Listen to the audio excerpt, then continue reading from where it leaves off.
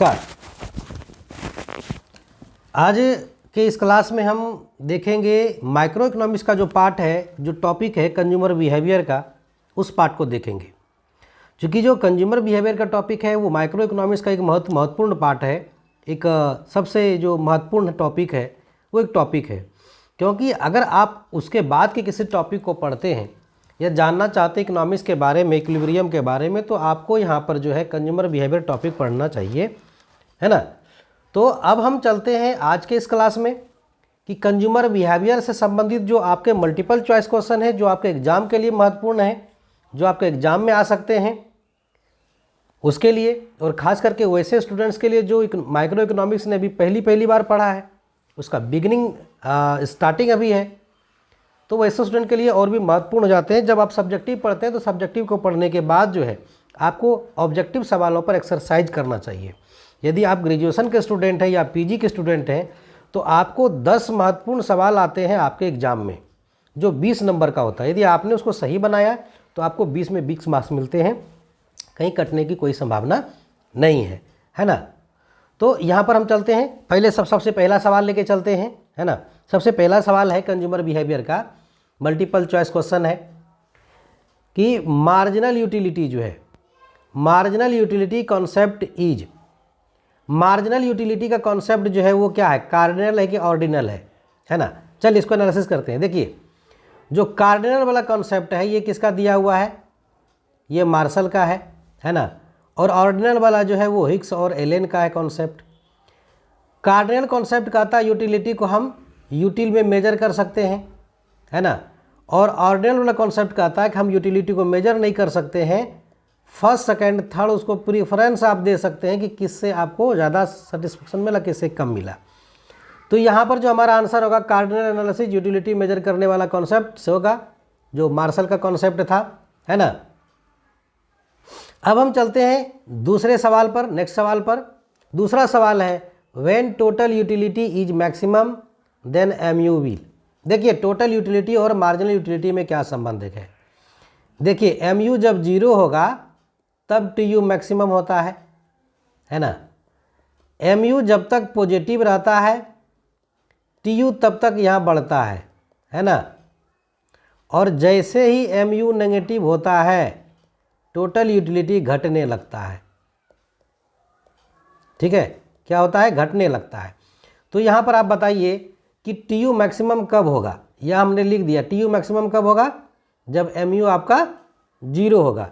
Total utility maximum होगा जब MU 0 होगा। तो आंसर आपका क्या होगा, A नंबर आंसर होगा, है ना। चलिए अब नेक्स्ट सवाल पर चलते हैं। नेक्स्ट सवाल है कि marginal utility is 0 when total utility is, देखिए जब MU 0 होगा तब TU कितना होगा। अभी आपने देखा कि MU जब 0 होता है TU क्या होता है, मैक्सिमम होता है ना, मैक्स होता है। तो यहाँ पर क्या होगा, हाईएस्ट होगा, मैक्सिमम। ये आंसर हो जाएगा आपका C नंबर। उसके बाद जो है नेक्स्ट सवाल पर चलते हैं कि total utility starts decreasing when, कुल उपयोगिता घटने लगती है जब, देखिए MU पॉजिटिव हो, MU नेगेटिव हो, MU 0 हो और नन ऑफ दीज। देखिए सब में क्या है, जब तक MU पॉजिटिव है, यानी कि MU जो है जब तक पॉजिटिव है तब तक TU बढ़ता है। क्या होता है, TU बढ़ता है। और जब MU नेगेटिव हो जाता है तब TU घटने लगता है, ठीक है। और MU जब 0 रहता है तब TU क्या रहता है, हाईएस्ट रहता है, मैक्सिमम रहता है। तो आपका सवाल के हिसाब से आंसर कौन है कि TU जब नेगेटिव MU जब नेगेटिव होता है तो TU घटने लगता है। यहाँ क्या पूछ रहा है, TU स्टार्ट्स डिक्रीजिंग व्हेन, कब, जब MU इसका नेगेटिव होगा तब TU क्या होगा, घटने लगेगा, ठीक है। चलिए नेक्स्ट सवाल पर चलते हैं। उसके बाद है इंडिफरेंस कर्व इज। देखिए इंडिफरेंस कर्व कैसा होता है, कैसा होता है जी इंडिफरेंस कर्व। उसके बाद आंसर कीजिएगा। यहाँ पर X गुड्स को रखते हैं और Y पर Y गुड्स को रखते हैं। किसको रखते हैं, Y गुड्स को। Y गुड्स को इंडिफरेंस कर्व कैसा होता है, इस तरह से होता है ना। इसको क्या कहते हैं, ये इसको कहते हैं कॉन्वेक्स टू द ओरिजिन, है ना, क्या कहते हैं, कॉन्वेक्स टू द ओरिजिन। तो उदासीनता वक्र कैसा होता है बताइएगा, convex to origin, concave, both ABC। तो ये जो आप देख रहे हैं चांद की तरफ ऐसे उभरा हुआ है, इसको कहते हैं कॉनकेव। तो आंसर क्या होगा इसका, A नंबर होगा कॉनकेव। ठीक है, चलिए नेक्स्ट सवाल पर चलते हैं। Consumer surplus is based on, consumer surplus किस पर आधारित है, consumer surplus is based on, उपभोक्ता वित्त किस पर आधारित है, डिमिनिशिंग मार्जिनल यूटिलिटी, घटती सीमांत उपयोगिता, लॉ ऑफ डिमांड, है ना, इंडिफरेंस कर्व अप्रोच, उदासीनता वक्र की मान्यता, नन ऑफ दीज। देखिए जो कंज्यूमर सरप्लस जो है वो law of diminishing marginal utility पर बेस्ड है ना, आंसर क्या हो जाएगा इसका, ए हो जाएगा। ठीक है, चलिए आगे बढ़ते हैं दूसरे सवाल पर। उसके बाद जो सवाल है वो है आपका कि cardinal concept of utility is given by, cardinal concept, देखिए यूटिलिटी मेजर करने को दो कॉन्सेप्ट है, एक मार्शल का एक हिग्स का, है ना। मार्शल का क्या है, कार्डिनल कॉन्सेप्ट है, अप्रोच है, और हिग्स का क्या है, हिग्स और एलन का ऑर्डिनल अप्रोच है, क्या है, ऑर्डिनल अप्रोच। तो यहाँ क्रमवाचक पूछ रहा है ना, अच्छा गलती हो गया, इंग्लिश को सही मानिएगा, यहाँ पर ये देखिए कार्डिनल लिखे हैं, यहाँ हो गया है क्रमवाचक, तो इसको क्रमवाचक ने गणनावाचक लिख दीजिएगा, है ना, गणनावाचक इंग्लिश मान्य होता है ऐसे केस में, है ना। तो कौन दिया है कार्डिनल कॉन्सेप्ट, किसका है, यहाँ पर आंसर क्या होगा, यहाँ होगा मार्शल का कार्डिनल कॉन्सेप्ट। हिग्स का क्या है, ऑर्डिनल कॉन्सेप्ट है ना, हिग्स का ऑर्डिनल है, मार्शल का कार्डिनल है ना। चलिए नेक्स्ट सवाल पर चलते हैं। Indifference curve are convex to the origin due to, देखिए आईसी कर्व जो है, इंडिफरेंस कर्व जो है मूल बिंदु को उन्नतोदर होता है। अभी आपको बताया हमने ग्राफ बना करके कि आईसी कर्व कैसा होता है, बताइएगा कि आईसी कैसा होता है। एक्स एक्सिस पर एक्स गुड्स को रखते हैं और वाई एक्सिस पर वाई गुड्स को रखते हैं।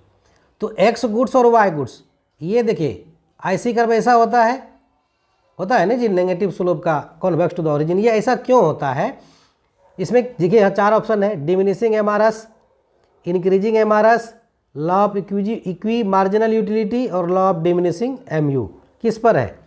तो आपको मालूम है कि ये कॉन्वेक्स टू द ओरिजिन क्यों होता है, क्योंकि marginal rate substitution x for y जो है ये क्या होता है, डिक्रीजिंग होता है, डिमिनिशिंग होता है ना, क्या होता है, डिमिनिशिंग, क्या होता है, डिमिनिशिंग। तो आंसर इसका कौन होगा, कौन सा आंसर होगा, कौन सा आंसर होगा, ए आंसर होगा, है ना, कि डिमिनिशिंग है ये, MRS x for y diminishing होता है, इसीलिए जो है ये नेगेटिव स्लोप का होता है। 9 नंबर देखिए, 9 नंबर सवाल है, when there is a single commodity x consumer will be in equilibrium when, देखिए अगर सिंगल कमोडिटी है एक्स गुड, है ना, तो कंज्यूमर इक्विलिब्रियम में कहाँ होगा, जहाँ उस गुड से मिलने वाली मार्जिनल यूटिलिटी उसकी कीमत के बराबर होगी। इसमें आंसर कौन सा होगा, सी हो जाएगा। चलिए नेक्स्ट चलते हैं। देखिए इन case of 2 commodities consumers equilibrium will be, अगर 2 वस्तु है एक्स और वाई तो कंज्यूमर इक्विलिब्रियम कहाँ होगा। यहाँ पर option A B C D 4 option है, चारों ऑप्शन में कौन सही है, कौन सही है जरा कमेंट बॉक्स में बताइए जल्दी से। देखिए यहाँ पर जो है एम यू एक्स बटे P x, M U y बटे पी वाई एक केस है, दूसरा M R S x is M U y बटे पी वाई, तीसरा है M U x is equal to P x, चौथा है नन ऑफ दी। तो अगर 2 वस्तु एक्स वाई है तो इसका जो इक्विलिब्रियम होता है marginal utility of x upon P x is equal to marginal utility of y upon P y. अगर मान लीजिए 3 गुड्स हो जाता है एक्स वाई एंड जेड, तब क्या हो जाएगा, M U x upon P x is equal to M U y upon P y is equal to M U z upon P z. तो आंसर इसमें कौन सा हो जाएगा, 2 गुड्स है तो ये हो जाएगा ए नंबर, ठीक है ना। क्या अब जो नेक्स्ट सवाल है वो है indifference map refers to. Indifference मानचित्र क्या व्यक्त करता है? देखिए, lower indifference curve, family of indifference curve, highest indifference curve और नन ऑफ दीज क्या व्यक्त करता है? पहले इंडिफरेंस मैप कैसा होता है उसको बना लेते हैं कि इंडिफरेंस मैप कैसा होगा। इंडिफरेंस मैप किसको कहते हैं जी? कोई कमेंट में बताओ, इंडिफरेंस मैप किसको कहते हैं? देखिए, एक्स एक्सिस पर एक्स गुड्स, वाई एक्सिस पर वाई गुड्स। इंडिफरेंस मैप क्या होता है? जैसे मान लीजिए आईसी कर्व है, तो ऐसे आईसी कर्व का जो है एक समूह होता है ना? क्या होता है? ग्रुप होता है। तो इसको हम क्या कहते हैं? या और भी हो सकता है आईसी कर्व का, तो इसको कहते हैं फैमिली ऑफ आईसी कर्व। ये जो कई आईसी कर्व देख रहे हैं तो वो क्या है? फैमिली ऑफ आईसी कर्व, है ना? तो आंसर क्या हो जाएगा? बी हो जाएगा। नेक्स्ट सवाल चलते हैं। The slope of indifference curve is measured by. देखिए क्या लिखा है? The slope of indifference curve is measured by. जो इंडिफरेंस कर्व का स्लोप है वो किसके द्वारा मेजर किया जाता है? किसके द्वारा मापा जाता है? क्या होता है? किसके द्वारा मापा जाएगा? क्या मापा जाएगा? इंडिफरेंस कर्व का स्लोप। देखिए, एक्स वाई, यहाँ x goods y goods, indifference curve ऐसे होता है नेगेटिव स्लोप का। तो जब इंडिफरेंस कर्व नेगेटिव स्लोप का है तो इसके स्लोप को कैसे मापा जाता है? इसके स्लोप को मापा जाता है MRSX फॉर वाई से, है ना? तो यहाँ है marginal rate of substitution, budget line, रूपांतरण की सीमांत दर, नन ऑफ दीज। तो स्लोप जो होता है आईसी कर्व का वो होगा मार्जिनल रेट ऑफ सब्स्टिट्यूशन, सीमांत प्रतिस्थापन की दर से। ठीक है, आगे बढ़े। चलिए नेक्स्ट सवाल चलते हैं। नेक्स्ट सवाल देखिए क्या है। नेक्स्ट सवाल हमारा है कि एन इंडिफरेंस कर्व एनालिसिस, एक उदासीनता वक्र। पहला है slope downward from left to right, left से राइट डाउनवर्ड स्लोप का होता है। Slope upwards from left to right से अपवर्ड स्लोप का होता है। Is parallel to y axis, is parallel to x axis. इसमें से कौन सही होता है? देखिए, पहले इंडिफरेंस कर्व भी मैंने बनाया था, बनाया था ना जी? तो अभी बनाइए फिर से एक बार और इसका आंसर दीजिए क्या होगा। तो यहाँ एक्स गुड्स रखेंगे किस एक्सिस पर? एक्स पर, और वाई पर वाई गुड्स रखेंगे। इंडिफरेंस कर्व कैसा होता है? इस तरह से होता है। तो किधर से डाउनवर्ड स्लोपिंग है? लेफ्ट टू राइट ना है जी? किधर डाउनवर्ड स्लोपिंग है? Left to right. देखिए, ये लेफ्ट से राइट की ओर डाउनवर्ड स्लोपिंग है। तो बाईं ओर से दाईं ओर झुका हुआ होता है कौन? IC curve. अब हमारा नेक्स्ट सवाल है कि marginal utility is calculated as. Marginal utility को कैसे कैलकुलेट करते हैं? यहाँ पर 4 फार्मूला, ए नंबर देखिए, बी, सी और डी। कैसे कैलकुलेट करते हैं बताइए? तो टोटल यूटिलिटी से मार्जिनल यूटिलिटी कैसे कैलकुलेट करते हैं? Generally total utility of n item minus total utility of n-1 item. तो ऐसा कहीं मिल रहा है क्या? देखिए, यहाँ पर मिल रहा है डी नंबर में, तो इसका आंसर क्या होगा? डी होगा। अब हम नेक्स्ट देखेंगे सवाल, TU is derived as. TU को कैसे डेराइव किया जाता है? देखिए, यहाँ पहला है TU is equal to sigma MU, TU is equal to U1 U2 U3 plus dot dot dot dot UN तक, ए बी दोनों, नन ऑफ दीज। आंसर क्या होगा? आंसर करो जल्दी, कमेंट बॉक्स में आंसर दो। देखो, TU को मापने का कई तरीका है। पहली यूनिट से कितनी यूटिलिटी मिली, दूसरी से कितनी मिली, तीसरी से कितनी मिली, इस तरह से जितनी यूनिट को कंजम्पशन करेंगे उससे मिलने वाली यूटिलिटी को ऐड कर देंगे। दूसरा होता है TU को मापने का तरीका कि सिग्मा MU, जितना मार्जिनल यूटिलिटी है उसका सबका टोटल कर दीजिए। तो यहाँ पर ये भी होगा आंसर, ये भी होगा, यानी हमारा आंसर यहाँ क्या होगा? सी आंसर होगा। ठीक है, क्या आंसर होगा? सी।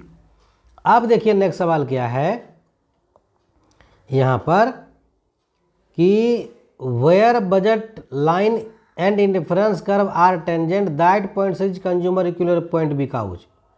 देखिए, जिस पॉइंट पर बजट लाइन और इंडिफरेंस कर्व इक्वल होता है वो इक्विलिब्रियम पॉइंट होता है, टेंजेंट होता है, इक्विलिब्रियम पॉइंट है। लेकिन क्यों इक्विलिब्रियम पॉइंट है, इसका क्या कारण है? तो चलिए इसको देखते हैं क्यों होता है। तो इसके कारण को भी हम लोग देखते हैं कि क्यों वहाँ पर इक्विलिब्रियम होता है ना। चलिए, तो सबसे पहले इक्विलिब्रियम कंडीशन हम बनाते हैं। क्या करते हैं? इक्विलिब्रियम कंडीशन बनाते हैं। इक्विलिब्रियम कहाँ होगा? ये हो गया नीचे एक्स एक्सिस पर एक्स गुड्स, वाई पर वाई गुड्स, इसको बनाते हैं। देखिए ये बजट लाइन है ना, क्या हुआ ये बजट लाइन, और ये हुआ हमारा आईसी, ठीक है, क्या हुआ आईसी यहाँ पर टच कर रहा है ना, इसको कहते हैं इक्विलिब्रियम पॉइंट। इक्विलिब्रियम पॉइंट क्यों हुआ, क्यों कहते हैं? इसलिए कि यहाँ पर जो स्लोप है बजट लाइन का, बजट लाइन का जो स्लोप है कितना होता है जी, पी एक्स बटे पी वाई होता है। और इंडिफरेंस कर्व का स्लोप क्या होता है, आईसी का marginal rate of substitution x for y क्या होता है, ये स्लोप होता है। इसको क्या लिखते हैं हम लोग, M R S x for y को क्या लिखते हैं, डेल्टा वाई बटे डेल्टा एक्स। तो इस पॉइंट पर दोनों इक्वल है ना, कौन कौन, ये एम आर एस जो है ये पी एक्स और पी वाई का जो प्राइस रेशियो है इसके इक्वल है, एम आर एस। तो यहाँ पर आंसर कौन सा होगा बताओ, कौन बताएगा भाई? इक्वल होगा, देखो ये बी नंबर होगा, प्राइस रेशियो और एम आर एस इक्वल होगा, है ना। नेक्स्ट सवाल 17 नंबर। 17 नंबर सवाल क्या कर रहा है, देखो 17 नंबर क्या कहता है, utility is measured in cardinal approach by. Cardinal approach जो है यूटिलिटी मेजर करने का किसका है, मार्शल का है। ये कहता है यूटिलिटी को मेजर कैसे, किसमें, रुपया में, रैंक में, यूटिल में, कोई नहीं, किस में? तो वो कहता है यूटिल में जो है यूटिलिटी को हम मेजर कर सकते हैं, ठीक है। चलिए नेक्स्ट सवाल, मार्जिनल यूटिलिटी हमेशा is always positive, is always negative, can be positive और negative but not zero, can be positive और नेगेटिव और जीरो। क्या हो सकता है एमयू, क्या हो सकता है बताओ? अभी हमने देखा था एमयू जीरो होगा तो टीयू मैक्सिमम होगा, है ना, और एमयू अगर पॉजिटिव हुआ तो टीयू बढ़ेगा, है ना, और एमयू अगर नेगेटिव हुआ तो टीयू घटेगा, है ना। तो कुल मिलाकर के यहाँ मार्जिनल यूटिलिटी क्या हो सकता है, कुछ भी हो सकता है, जीरो हो सकता है, पॉजिटिव हो सकता है, नेगेटिव हो सकता है, कुछ भी हो सकता है। तो आंसर क्या हुआ, डी। नेक्स्ट सवाल, नेक्स्ट सवाल हमारा है कि जरा सा, the consumer is in equilibrium at point where the budget line, है ना, उपभोक्ता संतुलन में इस बिंदु पर जब बजट रेखा क्या करेगा, उसको देखते हैं क्या करेगा बजट रेखा, उसको बना के देखिए पहले, और हम बनाएंगे बजट लाइन के टेंजेंट पॉइंट को। ये मान लीजिए बजट लाइन हुआ, है ना, और ये हुआ हमारा आईसी। तो कहाँ पर इक्वल होगा आईसी, जहाँ दोनों बराबर होगा, प्राइस लाइन और आईसी। तो इस पॉइंट पर बराबर है, इसको ई पॉइंट नाम दो। इस पॉइंट पर क्या हुआ देखो तो,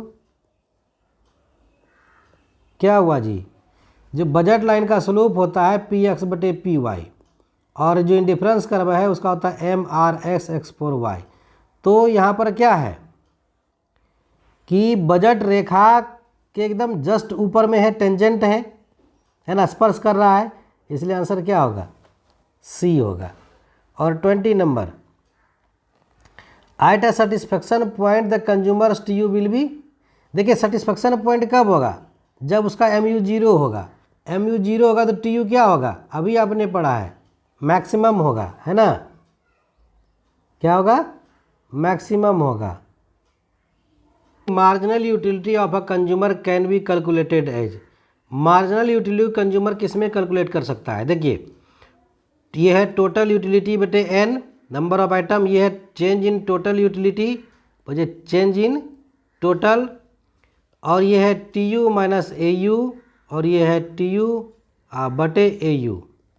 कौन सा आंसर होगा? तो ये वाला आंसर होगा हमारा डेल्टा टी यू बटे डेल्टा एन, यानी हमारा आंसर कौन होगा? बी होगा। ठीक है, चलिए नेक्स्ट सवाल पर चलते हैं। नेक्स्ट सवाल हमारा है, in case of consumer's equilibrium with two commodities when the price of x falls. देखिए, दो वस्तुओं के मामले में उपभोक्ता संतुलन होगा जब एक्स की कीमत गिरती है। In case of consumer's equilibrium with two commodities when the price of x falls, जब एक्स की कीमत गिरती है तो दो वस्तुओं के मामले में उपभोक्ता कंज्यूमर्स जो है वो कहाँ पर इक्विलिब्रियम में होगा? तो कंज्यूमर जो है क्या करेगा, किसकी कीमत कम हुई है? एक्स की, तो एक्स की मात्रा को ज़्यादा खरीदेगा, है ना, जिसका कीमत कम हुआ। दूसरा सवाल आपके स्क्रीन पर है। देखिए यहाँ पर जो आपने देखा कि इन case of consumer equilibrium with two commodities when the price of x rises. देखिए, अगर कंज्यूमर इक्विलिब्रियम कब होता है? दो कॉस्ट के मामले में से, और अगर मान लीजिए एक्स की कीमत बढ़ती है तो यहाँ पर क्या होगा? एक्स की मात्रा को वाई से क्या करेगा? कम खरीदेगा। तो यहाँ पर कोई ऑप्शन मिलता है तो देखिए, किसकी मात्रा कम खरीदेगा? एक्स की, जिसकी कीमत बढ़ी है। तो यहाँ पर कौन आंसर होगा? बी नंबर, कि एक्स की कम मात्रा खरीदेगा जब कीमत बढ़ जाएगा। 24 नंबर है सवाल आपका, in case of consumer's equilibrium with two commodity when the price of y falls. दो वस्तुओं के मामले में मान लीजिए कि इक्विलिब्रियम है, ठीक है, दो वस्तुओं में। तो ये कह रहा है कि अगर y की कीमत घटेगी तो क्या होगा? देखिए, y की कीमत घटेगी है तो y की मात्रा जो है ज़्यादा खरीदेगा, y की मात्रा को ज़्यादा खरीदेगा। चलिए नेक्स्ट सवाल पर चलते हैं। In case of consumer's equilibrium with two commodity when price of y rises. देखिए, कंज्यूमर्स इक्विलिब्रियम कहाँ होता है? P y. ये कह रहा है कि किस वस्तु को वाई की कीमत बढ़ती है, इसकी कीमत, है ना, इसकी कीमत जब बढ़ेगी तो क्या होगी? तो वाई को कम खरीदेगा, एक्स को ज़्यादा खरीदेगा, है ना। Consumer starts buy more unit of x, ठीक है, मोर यूनिट ऑफ एक्स को ज़्यादा खरीदेगा, वाई को कम खरीदेगा, क्योंकि वाई की कीमत बड़ी है। तो इसमें आंसर कौन सा होगा? वाई की मात्रा कम खरीदेगा। देखो कहीं है, हाँ यहाँ है, less unit of y, F number में, है ना, ये आंसर इसका हो जाएगा। जो सवाल है, नेक्स्ट सवाल जो है ये है, when utility can be measured in quantitative term, है ना। क्वांटिटेटिव टर्म में जो हम यूटिलिटी को मेजर करते हैं, क्वांटिटेटिव समझते हो, गिनती में। When utility can be measured in quantitative terms it is terms as, जब क्वांटिटी में मेजर करते हैं यूटिलिटी को तो वो क्या होता है? कौन अप्रोच होता है? कार्डिनल अप्रोच होता है ना। ऑर्डिनल में क्रमवाचक। Ordinal utility refers to the situation. देखिए, ऑर्डिनल कॉन्सेप्ट जो यूटिलिटी का, वो कौन सा सिचुएशन को ये रेफर करता है ना। When consumer express his preference in quantity term, when consumer's express his order of preference regarding domination of two goods, when consumer becomes neutral between different combination of two goods, when consumer does not express his preference। तो यहाँ पर क्रमवाचक सूचक किसको इंगित करता है? दो वस्तुओं के अलग अलग संजोग को बताता है, जहाँ पर कंज्यूमर क्या होता है, व्यक्ति क्या होता है, तटस्थ रहता है कि किसको हम चूज करें, सबसे यूटिलिटी बराबर मिलेगी, सेटिस्फेक्शन। उसके बाद है and indifference curve shows. Indifference curve क्या शो करता है? Diminishing marginal utility, diminishing marginal rate of substitution, static marginal rate of substitution और increasing marginal rate of substitution. कौन सा सही होगा? Diminishing marginal rate of substitution, है ना। उदासीनता वक्र क्या बताती है? Diminishing rate. उसके बाद है नेक्स्ट सवाल, want satisfying power of a commodity is called. देखिए, किसी वस्तु में अगर किसी की ज़रूरत को पूरा करने की जो क्षमता होती है उसको क्या कहते हैं? यूटिलिटी। यूटिलिटी का कॉन्सेप्ट जो है तीन है, TU, MU और AU, है ना। उसके बाद जो सवाल है वो है 30 number, when marginal utility is negative total utility will be. देखिए MU जब 0 होता है तो TU क्या होगा, मैक्स होगा, है ना। और MU जब नेगेटिव हो जाएगा तो TU क्या कीजिएगा, उसका परफॉर्मेंस खराब हो जाएगा, माइनस में चल जाएगा। तो कुल उपयोगिता क्या होगी, घटने लगेगी, है ना। क्या होगी, घटने लगेगी। Law of diminishing marginal utility state that as more and more unit of a commodity consumed marginal utility क्या होगा। कह रहा है यदि आप मान लीजिए किसी एक्स वस्तु की 1, 2, 3, 4 इससे अधिक से अधिक यूनिट का इस्तेमाल करेंगे तो इससे माली मार्जिनल यूटिलिटी क्या होगी। ये देखिए घटती जाएगी, क्या होगा, घटते जाएगी, यानी घटना शुरू करेगा। क्या होगा, घटना शुरू करेगा, begin to decrease. Next, what will be the condition of total utility.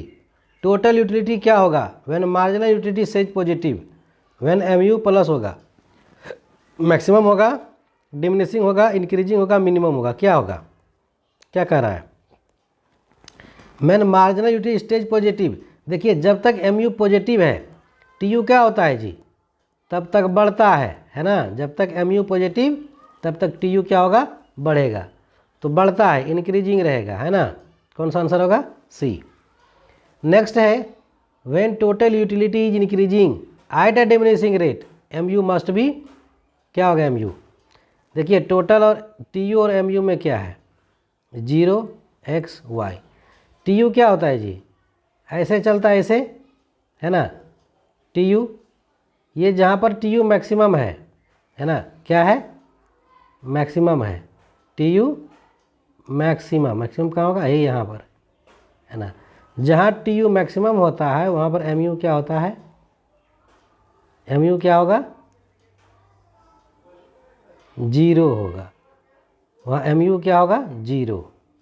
यहाँ पर MU 0 है, TU क्या है, यहाँ पर मैक्स है। तो ये कह रहा है कि जब कुल उपयोगिता घटती दर से बढ़ रही होती है तो सीमांत उपयोगिता अवश्य होगी।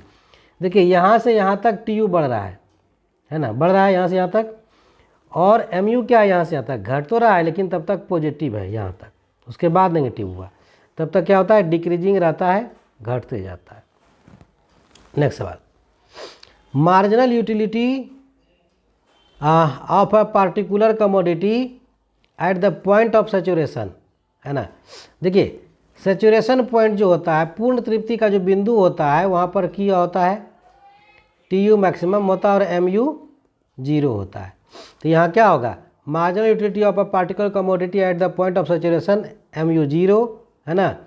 यूनिटी ग्रेटर देन यूनिटी और लेस देन यूनिटी क्या हो जाएगा, MU क्या होगा, यहाँ पर हमारा 0 होगा। तो आंसर क्या हो जाएगा, A नंबर इसका आंसर हो जाएगा 0। Next, which of the following equation is incorrect. कौन गलत है, MU का क्या कैसे निकालते हैं, डेल्टा TU बटे डेल्टा N, जो जानते हैं उसको पहले लिख लीजिए। पहले देखिए ये है 2 3, ये D, इसमें चारों में से कोई 3 सही है, एक गलत है MU के बारे में। तो कौन गलत है, देखिए MU का फॉर्मूला ये है, एक MU का था total utility of N item minus total utility of N minus 1 item, ये भी सही है। देखिए कहाँ गया ये, है ना। Which of the following equation is incorrect. और एक TU जो होता है वो होता है सिग्मा MU, है ना। तो यहाँ पर ये भी सही, इसी कॉन्सेप्ट पर देखिए A नंबर है ना। तो इसलिए यहाँ पर क्या होगा, क्या होगा जी, A कॉन्सेप्ट जो है वो C के आधार पर ही है। तो ये भी सही, ये भी सही, ये भी सही, तो गलत इसमें कौन है, B नंबर गलत है। चलिए नेक्स्ट सवाल है 36 number, in which analysis can utility be measure in the definite number such as 1 2 3 4। किस उपयोगिता विश्लेषण में यूटिलिटी को संख्यात्मक रूप में यानी 1 2 3 4 के रूप में काउंट किया जाता है। तो जानते हैं यूटिलिटी मेजर करने का 2 कॉन्सेप्ट है। कौन कौन कॉन्सेप्ट है, एक ऑर्डिनल है, दूसरा कार्डिनल, या कहिए कार्डिनल और ऑर्डिनल है। कार्डिनल मार्शल का है जो कहता है यूटिलिटी को हम नंबर में काउंट कर सकते हैं, और ऑर्डिनल जो है हिग्स का है जो कहता है हम काउंट नहीं कर सकते हैं, ऑर्डर कर सकते, फर्स्ट सेकंड प्रेफरेंस दे सकते हैं। कौन होगा इसमें, संख्यात्मक रूप में, तो ये कार्डिनल एनालिसिस होगा। क्या होगा? Cardinal analysis. उसके बाद जो है 37 नंबर जो है वो है, क्या है कि diagrammatic presentation of a consumer indifference curve, indifference set is called indifference वक्र, यूटिलिटी वक्र, बजट लाइन, ट्रांसफॉर्मेशन कर्व। ले क्या कहलाता है? Diagrammatic presentation of consumers indifference set.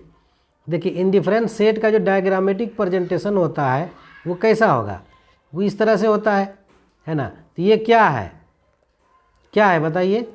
यहाँ एक्स गुड्स रखेंगे और यहाँ वाई गुड्स। तो ये जो आप आईसी देख रहे हैं ये क्या है? इंडिफरेंस कर्व है। क्या है? इंडिफरेंस कर्व है। उसके बाद जो है 38 नंबर सवाल है, budget line indicates. Budget line क्या इंडिकेट करता है? देखिए बजट लाइन जो है ये क्या इंडिकेट करेगा? बजट लाइन पहले बनाते हैं, ओ एक्स ये वाई, ये बजट लाइन इस तरह होगा हमारा, है ना। कैसा होगा? इस तरह से ए और बी। इसका स्लोप आपको मालूम है पी एक्स बटे पी वाई होते हैं। एम पॉइंट पर एम बटे पी एक्स और एम बटे सॉरी पी वाई, और यहाँ बी पॉइंट पर एम बटे पी एक्स, ये होगा, है ना। तो ये क्या बता रहा है? बजट लाइन क्या इंडिकेट करता है? अभी देखिए यहाँ पर क्या है, ये प्राइस का रेशियो इंडिकेट करता है, income ratio, cost ratio, none of these. तो यहाँ पर क्या है, क्या इंडिकेट करता है बजट लाइन? पी एक्स बटे पी वाई। वो क्या है? एक्स और वाई के प्राइस का रेशियो है, प्राइस रेशियो, ठीक है। उसके बाद 39 नंबर सवाल है, attainable combination of x and y drawn on the consumption that P x and P y are. क्या कह रहा है? एक्स और वाई का जो प्राप्त संयोजन निर्धारण पर तैयार किया गया है कि एक्स की कीमत और वाई की कीमत क्या होगी। देखिए कांस्टेंट होगा, वेरिएबल होगा, change in the same ratio, equal to the each other. क्या होगा आंसर इसका? बताइए। कीमत जो है, वस्तुओं की कीमत को कांस्टेंट मान के ये चला गया है। क्या मान के चला गया है? कांस्टेंट मान के चला है। तो इसका आंसर क्या हो जाएगा बताइए? क्या आंसर होगा? कौन सा आंसर होगा इसका? तो इसका आंसर ए होगा। अब नेक्स्ट सवाल पर चलते हैं। 14 नंबर सवाल, indifference curve is related to. Indifference curve किससे संबंधित है? देखिए जो इंडिफरेंस कर्व आपका है वो किससे संबंधित है? मान लीजिए आईसी है, यहाँ एक्स एक्सिस पर एक्स गुड्स, वाई एक्सिस पर वाई गुड्स को रखा है। तो इंडिफरेंस कर्व क्या बताता है? Choice and preference of the consumer, consumer's income, price of good section Y और total utility from good section Y. ये क्या बताता है? ये बताता है कि जो कंज्यूमर का चॉइस और प्रीफरेंस है वो बताता है। क्या बताता है? Choice and preference of a consumer, ठीक है। चलिए नेक्स्ट सवाल पर चलते हैं। नेक्स्ट सवाल आपका क्या है? 41। नेक्स्ट सवाल देखिए, the slope of indifference curve is measured by. उदासीनता वक्र की ढाल की माप कैसे की जाती है? पहला है marginal rate of transformation, MRT, marginal rate of substitution, MRS, ये है MRT, ये है MRS, marginal rate of technical substitution, MRTS, और लास्ट है नन ऑफ दीज, इनमें से कोई नहीं। देखिए क्या कह रहा है हमारा कि जो उदासीनता वक्र का ढाल है, स्लोप है, वो कौन बताएगा? किसका? उदासीनता वक्र का। देखिए ये है आईसी कर्व, इसका स्लोप कैसे निकालते हैं हम? अगर किसी पॉइंट पर निकालना हो तो हम निकालते हैं MRS x for y, marginal rate of substitution x for y. इसका आंसर कौन सा होगा जी? इसका आंसर होगा B number, marginal rate of substitution x for y. Next सवाल है 42, saturation point means the point where. जो सैचुरेशन पॉइंट होता है ना, उस पॉइंट पूर्ण संतुष्टि स्तर का जो अर्थ है उस बिंदु से है जहाँ क्या होता है, कहाँ फुल सेटिस्फेक्शन होगा। यहाँ इसका marginal utility of x goods का प्राइस ये इक्वल होगा या MU ज़्यादा होगा प्राइस से, या MU 0 होगा, या positive MU less than price होगा। कहाँ होगा? कहाँ होगा बताओ कमेंट बॉक्स में। जहाँ MU उसका प्राइस के बराबर होता है। ठीक, चलो नेक्स्ट सवाल पर चलते हैं। The farther the indifference curve is from the origin. आदिमान वक्र जो है, उदासीनता वक्र मूल बिंदु से जितना दूर होगा वो क्या बताएगा? Higher is the satisfaction level, lower is the satisfaction level, same satisfaction will be obtained और नथिंग कैन बी सेड। क्या बताएगा? क्या कह रहा है? जो इंडिफरेंस कर्व हायर होगा, हायर कौन होगा?